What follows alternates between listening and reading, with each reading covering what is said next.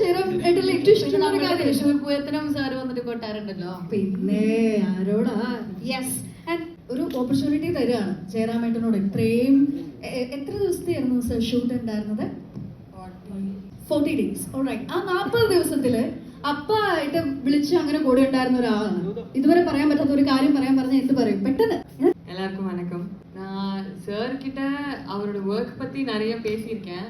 ஆனா டைரக்டா இந்த ஸ்டேட்மெண்ட் இப்படி நான் சொன்னதில்ல. சார், நான் ஒரு பெரிய ஃபேன், உங்களுடைய ஃபேன். இப்போ டைரக்டா ஏன்னா மேம் சார் ரெண்டு பேருக்கும் காம்ப்ளிமெண்ட் சம்டைம்ஸ் டைரக்டா சொன்னா அவங்க ஓகே அப்படி இருப்பாங்க. ஸோ அது சொல்ல முடிஞ்சதில்ல. பெரிய ஃபேன், அவ்வளவுதான். Alright, thank you so much. And Jairameta, over to you. നമസ്കാരം. ആദ്യമായിട്ട് കുറച്ച് വൈകി വന്നതിൽ ഓരോരുത്തരോടും ക്ഷമ ചോദിക്കുന്നു. കാരണം എന്ത് ഫംഗ്ഷൻ ഉണ്ടെങ്കിലും അത് ഷൂട്ടിംഗ് ആയാലും മറ്റ് ഈവൻറ്റ്സ് ആയാലും പ്രൈവറ്റ് ആയിട്ടുള്ള എൻ്റെ വേറെ എന്തെങ്കിലും കാര്യങ്ങൾ എന്താണെങ്കിലും ആ സമയത്തിന് ഒരു അരമണിക്കൂർ മുമ്പെങ്കിലും അവിടെ ചെന്ന് എത്തിപ്പെടണം എന്നുള്ളത് എപ്പോഴും ഞാനൊരു പോളിസിയായിട്ട് കീപ്പ് ചെയ്യുന്നൊരു കാര്യമാണ്.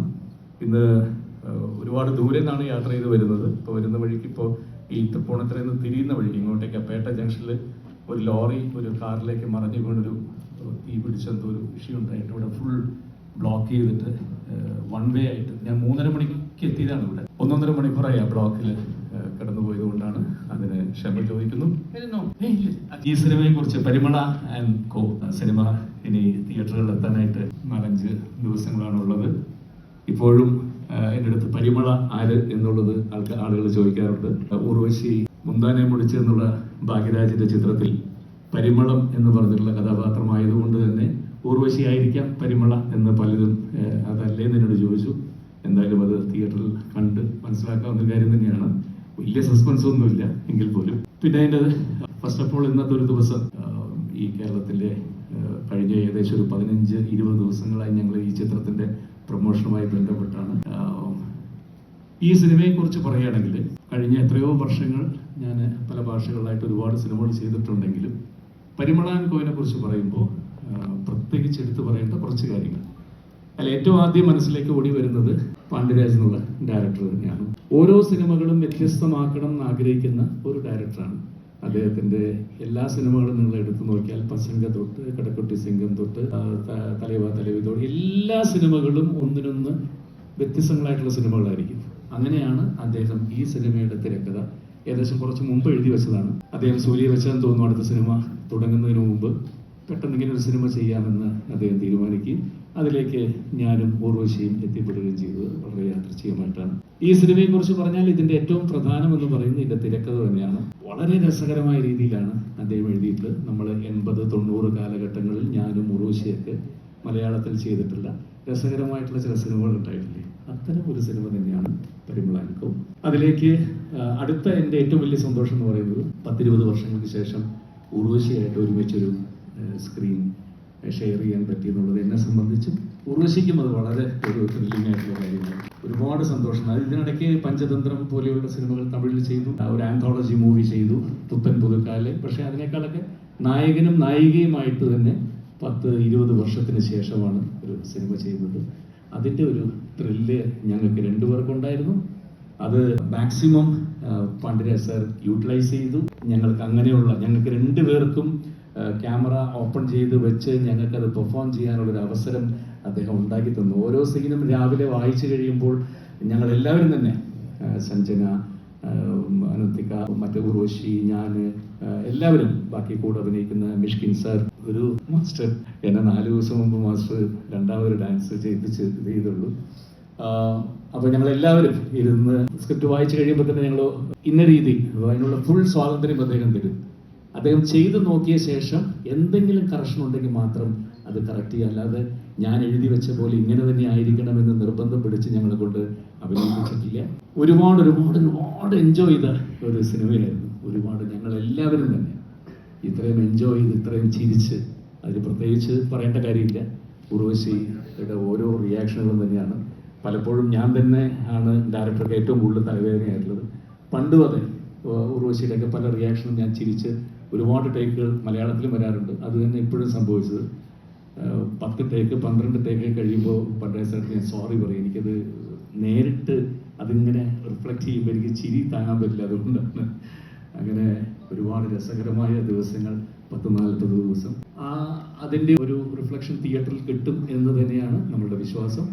ഒരുപാട് വാഗ്വാദം മറ്റേതൊന്നും പറയുന്നില്ല. ഇത് കോടികളുടെ സിനിമ, അല്ലെങ്കിൽ പാൻ ഇന്ത്യൻ സിനിമ, 100 കോടി സിനിമ, അല്ലെങ്കിൽ ഞങ്ങളുടെ സിനിമ ഇങ്ങനെയാണ് ഇതാണ് ഒന്നും ഞങ്ങൾക്ക് അവകാശപ്പെടാനില്ല.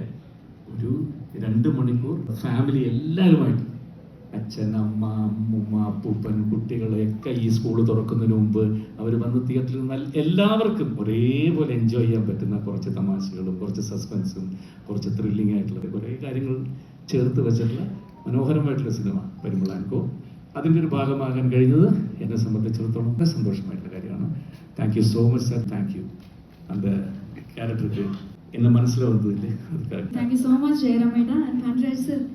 അയ്യോ, പെട്ടെന്ന് അങ്ങനെ ഒരു ദിവസം ഇന്ന സമയത്ത് ആദ്യം സംസാരിച്ചത് എന്ന് പറഞ്ഞ് എനിക്ക് ഓർമ്മ വരുന്നില്ല. കാരണം ഈ 10-20 വർഷത്തിനിടയ്ക്ക് ഉർവശിയും എന്നെയും വെച്ചിട്ട് ഒരുപാട് സിനിമകൾ തമിഴിലും മലയാളത്തിലൊക്കെ ആയിട്ട് കഥ പറഞ്ഞിട്ടുണ്ട്. പക്ഷേ ഞാൻ ഉർവശി എടുത്ത് പറയും ഇത് ചെയ്യണോ, അപ്പോൾ ഉർവശി പറയും ഒന്നുമില്ല, അത് പഴയ പോലെ തന്നെ ഇരിക്കുന്നു, അത് വ്യത്യസ്തമായിട്ടൊന്നും തോന്നുന്നില്ല എന്ന് പറയും.